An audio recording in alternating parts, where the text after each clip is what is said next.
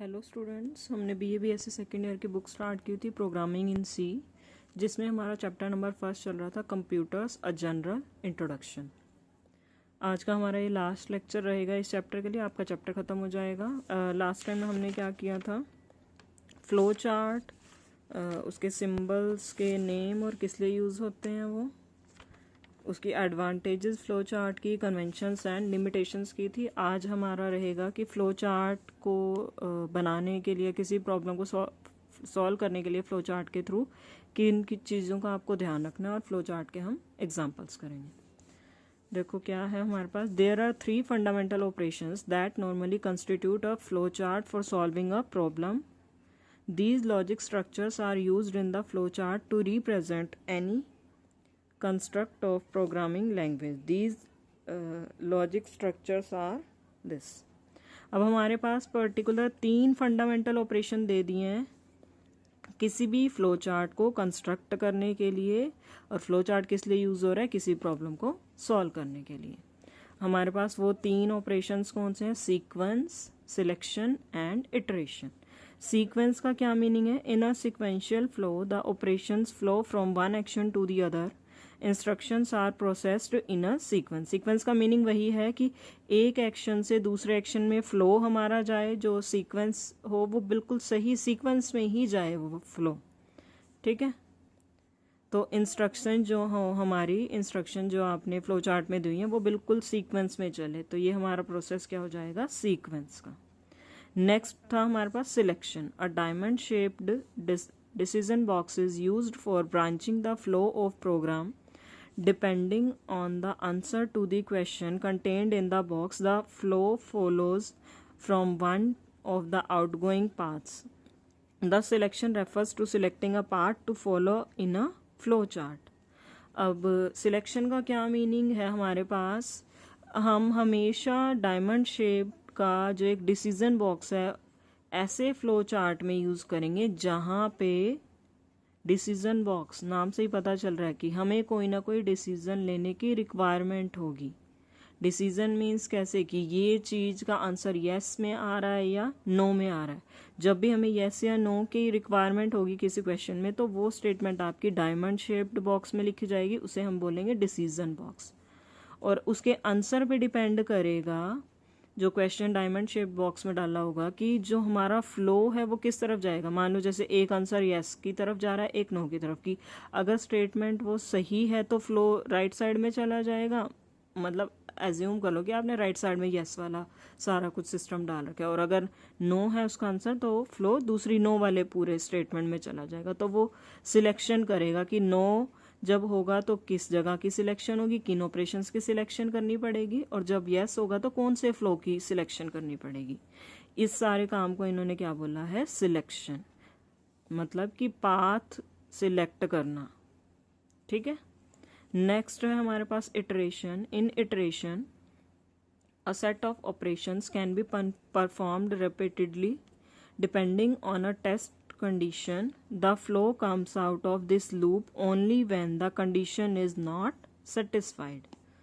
क्या कहना चाह रहे हैं, इटरेशन में हमारे पास क्या होता है, बहुत सारे ऑपरेशंस का एक सेट ले लिया, एक सेट लिया उसमें काफ़ी सारे ऑपरेशंस ले लिए, उन ऑपरेशंस को क्या करना है, रिपीटेडली उसको परफॉर्म करना है। कब, on a test condition, condition पे डिपेंड करेगा कि वो ऑपरेशंस आपके रेपिटेडली परफॉर्म होते रहेंगे जब तक कंडीशन ट्रू हो रही है। जैसे ही वो कंडीशन फॉल्स होगी वो जो ऑपरेशंस है वो परफॉर्म होना बंद हो जाएंगे। मतलब कि वो एक तरह से वो लूप चलता रहेगा, बार बार वो ऑपरेशंस चलते रहेंगे, और लूप से बाहर कब आ पाओगे आप, जब वो कंडीशन सेटिस्फाई नहीं होगी। This repetition or looping is among the most important tools available to a computer programmer. ठीक है, ये बहुत इंपॉर्टेंट टूल है जो एक प्रोग्रामर के पास अवेलेबल होता है।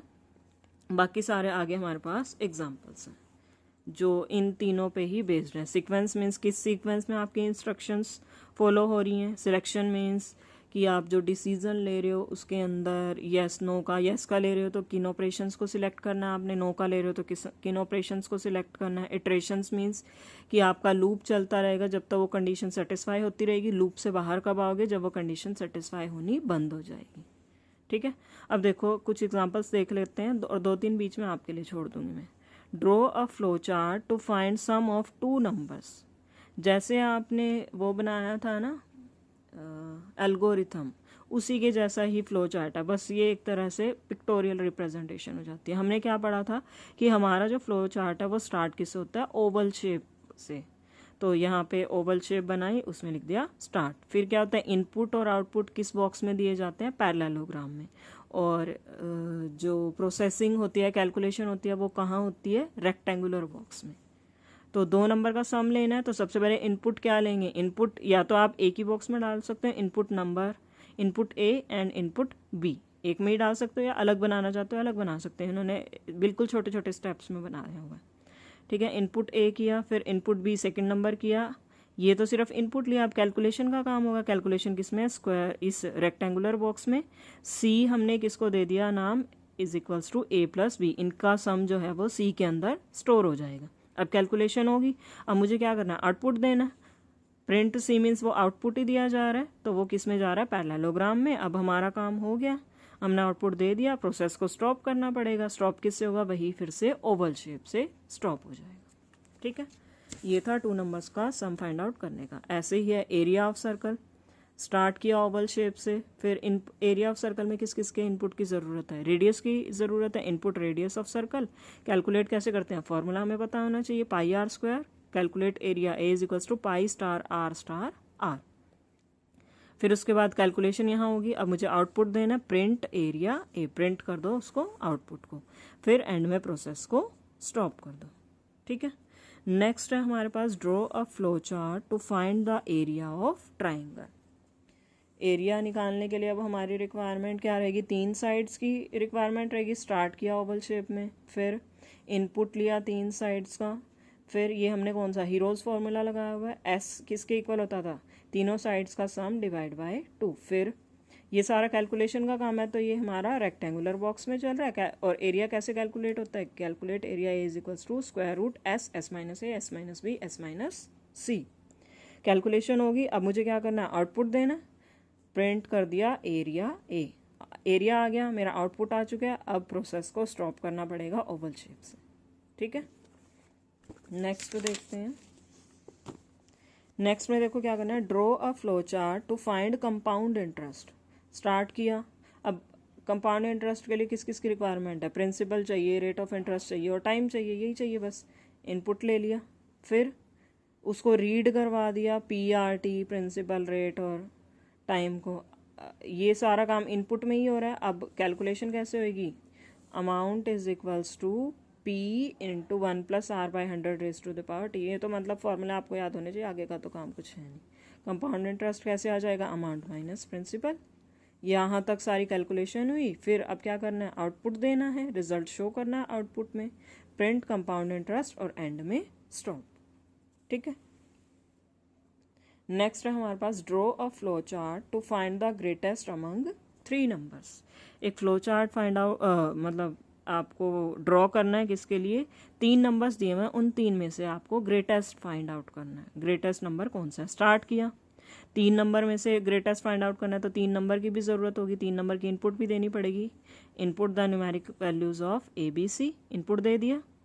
अब यहाँ पे हमें डिसीजन बॉक्स की ज़रूरत पड़ेगी, क्योंकि मुझे चेक करना है कि एक नंबर दूसरे से बड़ा है या नहीं, है या नहीं मीन्स येस या नो वाली चीज़ आ गया। येस या नो जब भी आएगा डिसीजन बॉक्स की ज़रूरत होगी। डिसीजन बॉक्स कैसा होता है, डायमंड शेप का होता है। तो यहाँ पे हमने क्या किया, if A is greater than B, अगर A B से बड़ा है, एक तरफ मेरे पास नो वाला नो लेके जाएगा कि नो अगर होगा तो कौन से ऑपरेशंस फॉलो होंगे, यस होगा तो कौन से ऑपरेशन चलेंगे। अगर A ग्रेटर देन B है, फिर से क्या कंडीशन चेक हुई, क्या वही A C से बड़ा है। If that A is greater than C, तो यस के लिए इधर जाएंगे। जब A B से भी बड़ा हो गया, C से भी बड़ा हो गया, तो ग्रेटेस्ट कौन हो गया, A हो गया, ठीक है। तो यस जब होगा तो ग्रेटेस्ट हो जाएगा, उसके बाद सीधा प्रोसेस यहाँ स्टॉप हो जाएगा। लेकिन अगर हमारे पास, यहीं का ही पहले देख लेते हैं, A तो B से बड़ा है लेकिन A C से नहीं है बड़ा, मतलब A C से बड़ा नहीं है, तो A छोटा हो गया, सबसे बड़ा कौन हो गया, C हो गया। तो क्या प्रिंट हो जाएगा, प्रिंट C इज ग्रेटेस्ट, फिर से प्रोसेस स्टॉप। ये सारा हमने कब किया, जब A ग्रेटर देन B चल रहा है। अब अगर A ही B से बड़ा नहीं है तो नेक्स्ट कंडीशन पे जाएंगे हम, ए बी से बड़ा नहीं है, इसका मतलब बी बड़ा है ए से, तो बी का चेक करेंगे। बी अगर सी से बड़ा है तो बड़ा, सबसे बड़ा कौन हो गया, बी हो गया, ग्रेटेस्ट बी हो गया, प्रिंट हो गया। लेकिन अगर बी सी से बड़ा नहीं है मतलब बी छोटा हो गया, सबसे बड़ा कौन हो गया, सी, तो नो के केस में सी फिर से ग्रेटेस्ट बन जाएगा और एंड में प्रोसेस स्टॉप। ठीक है, बड़े ध्यान से करना फ्लो चार्ट वाला काम। नेक्स्ट देखो, draw a flow chart to convert temperature from Fahrenheit to degree Celsius. सीधा फॉर्मूला इन्होंने दिया हुआ है, कुछ नहीं करना, ये कर लेना अपने आप। फैक्टोरियल कंप्यूटेशन के लिए फ्लो चार्ट बनाना है। स्टार्ट किया प्रोसेस को, इनपुट दिया कोई नंबर n, फिर ये सारा वही प्रोसेस चल रहा है जो हमने एल्गोरिथम में किया था। एक नंबर n ले लिया जिसका हमें फैक्टोरियल फाइंड आउट करना है। फिर हमने क्या किया, फैक्ट को फिक्स वैल्यू दे दी 1। Is n is equals to 0, क्या आपने जो नंबर n डाला है अगर वो 0 है तो हमारा फैक्ट की वैल्यू क्या आ जाएगी, फैक्टोरियल की वैल्यू, n फैक्टोरियल की वैल्यू क्या आ जाएगी, फैक्ट के इक्वल आ जाएगी। फैक्ट क्या है हमारा 1। ठीक है, यहीं पे प्रोसेस स्टॉप हो जाएगा। लेकिन अगर जो नंबर आपने टाइप किया वो 0 के इक्वल नहीं है, फिर हमारा ये लूप चलेगा। अगर n 1 के इक्वल है हमारे पास, क्योंकि 0 और 1 फैक्टोरियल की वैल्यू 1 आती है ना, तो अगर n 1 के इक्वल है तो फिर से यस, प्रिंट हमारा क्या हो जाएगा, फैक्टोरियल की 1 फैक्टोरियल की वैल्यू क्या आ जाएगी, यही फैक्ट वाली वैल्यू आ जाएगी, तो प्रोसेस फिर से स्टॉप। अब फिर से हमारे पास अगर n 1 के इक्वल नहीं है तो हम फैक्ट को क्या दे रहे हैं, फैक्ट स्टार n। मान लो n मेरा क्या है, मैंने वैल्यू दे दी n को 4, तो अब मेरा नया फैक्ट क्या बन जाएगा, पिछला फैक्ट क्या था 1 स्टार 4। ठीक है, फिर क्या किया, n में से एक सब्ट्रैक्ट कर लिया, नया n क्या बन गया, 4 में से बन गया 3।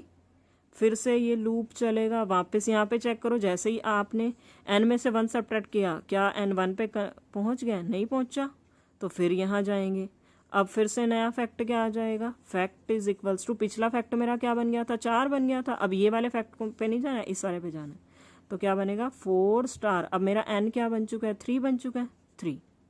फिर से अब n मेरा पहले 3 चल रहा था, अब नया n क्या बन जाएगा, 3 में से 1 सब्ट्रैक्ट किया 2 आ गया। फिर से ये पूरा लूप वापस कहाँ जाएगा, इस डिसीजन बॉक्स पे। फिर चेक करेंगे क्या n 1 है, नहीं है हमारा, नहीं है, तो फिर से यहाँ अब नया फैक्ट क्या बनेगा, पिछले वाला फैक्ट क्या चल रहा है, 4 स्टार 3 चल रहा है, अब क्या चलेगा, पिछले वाला फैक्ट 4 स्टार 3 स्टार n क्या चल रहा है, 2 चल रहा है। अब n में से फिर एक सब्ट्रैक्ट किया तो n 2 में से 1 गया 1, 1 बन जाएगा। अब चेक करो क्या n 1 है, हाँ है। तो अब मेरा फैक्ट क्या चलेगा, अब ये वाला फैक्ट नहीं आ रहा है यहाँ पे। लूप जब बार बार आप चल रहे हो तो लेटेस्ट जो आपका फैक्ट चल रहा था वो यहाँ पे प्रिंट होगा। क्या हो जाएगा, 4 × 3 × 2, मतलब 4 3 12 दूनी 24, 24 आ जाएगी। 4 फैक्टोरियल हमारे पास किसके इक्वल होता है, 24 के इक्वल। यहाँ प्रोसेस स्टॉप हो जाएगा। ठीक है, ये वाला अगर थोड़ा सा कन्फ्यूजन हो ना, 1-2 एग्जाम्पल लेके देख लेना, 5 लेके देख लेना, n को 6 लेके देख लेना, 3 लेके देख लेना, वहाँ से आपको सारा क्लियर हो जाएगा। ठीक है, रिपीट करने की ज़रूरत पड़े तो इसको रिपीट करके भी देख लेना। एक आखिरी और करवा देती हूँ और इसके बाद लास्ट वाला आपके लिए छोड़ दूँगी। Draw a flow chart to find roots of a quadratic equation. Quadratic equation के रूट्स निकालने हैं। ठीक है, जनरल फॉर्म पहले याद रख लो, क्या हम लेके चलते हैं, ax² plus bx plus c is equals to 0। तो कोफिशिएंट इसमें क्या होते हैं, a b और c। तो हमें रिक्वायरमेंट किसके, कोफिशिएंट की होती है। क्वाड्रेटिक इक्वेशन के कोफिशिएंट को इनपुट करवाया, रीड करवा दिया a b c को। डिस्क्रिमिनेंट हमारा किसके इक्वल लेके चलते हैं, b² माइनस 4ac कैलकुलेट कर लिया। अगर डिस्क्रिमिनेंट 0 के इक्वल है, क्योंकि हमारे पास रूट्स क्या होते हैं, x किसके इक्वल होता है हमारे पास, या रूट क्या होता है हमारे पास क्वाड्रेटिक इक्वेशन में, फॉर्मूला याद होगा तभी कंस्ट्रक्ट कर पाओगे flow chart. -b plus minus root b² minus 4ac divide by 2a।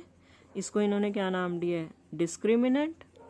ठीक है, अगर डिस्क्रिमिनेंट 0 है तो मेरे पास √1 क्या बन जाएगा, -2b/2a, और √2 भी क्या बन जाएगा, रिपीटेड रूट आ जाता है ना, -b/2a।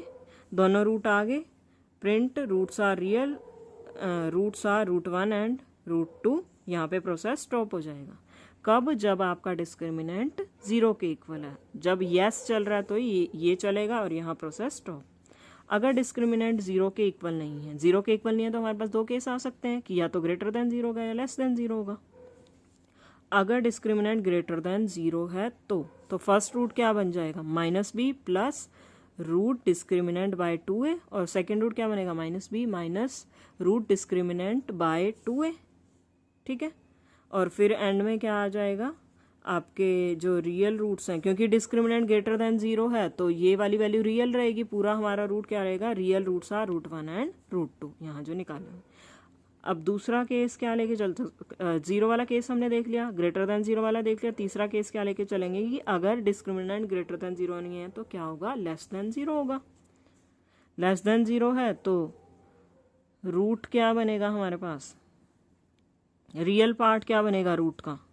अब यहाँ पे रियल और इमेजिनरी पार्ट लिख दिए। अगर ये मेरे पास ये चीज़ लेस देन 0 आ जाती है तो यहाँ पे तो आयोटा आ जाएगा, क्योंकि स्क्वायर रूट में जब भी लेस देन, मान लो स्क्वायर रूट -3 आ जाता है तो इसको हम क्या लिखते हैं, 3 आयोटा लिखते हैं, इमेजिनरी बन जाता है ना आयोटा आते ही। तो ये वाली चीज़ तो मेरी आयोटा में आ गई, मतलब रियल पार्ट मेरा क्या बनेगा, -b/2a, और इमेजिनरी पार्ट क्या बन जाएगा, ये वाला बनेगा।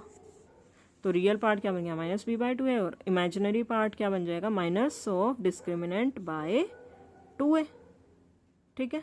इमेजिनरी पार्ट में कभी भी आप आयोटा को इन्वॉल्व नहीं करते हो, आयोटा का कोफिशिएंट लेते हो, ठीक है।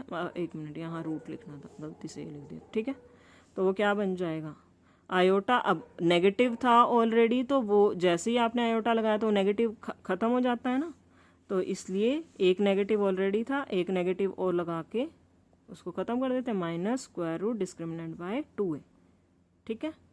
तो ये रियल पार्ट हो गया, इमेजिनरी पार्ट हो गया। तो प्रिंट रूट्स, रूट क्या प्रिंट हो जाएगा, √1 क्या हो जाएगा, real part plus imaginary part, क्योंकि एक बार प्लस है एक बार माइनस है, तो √2 क्या बन जाएगा, real part minus imaginary part. यहाँ पे आपका प्रोसेस स्टॉप हो जाएगा। इसको भी अच्छे से एक बार रिपीट करके देख लेना। एक लास्ट वाला जो रह गया फ्लो चार्ट वो आप अपने आप देख लेना। तो यहाँ पे हमारा चैप्टर नंबर 1 हो जाता है ख़त्म।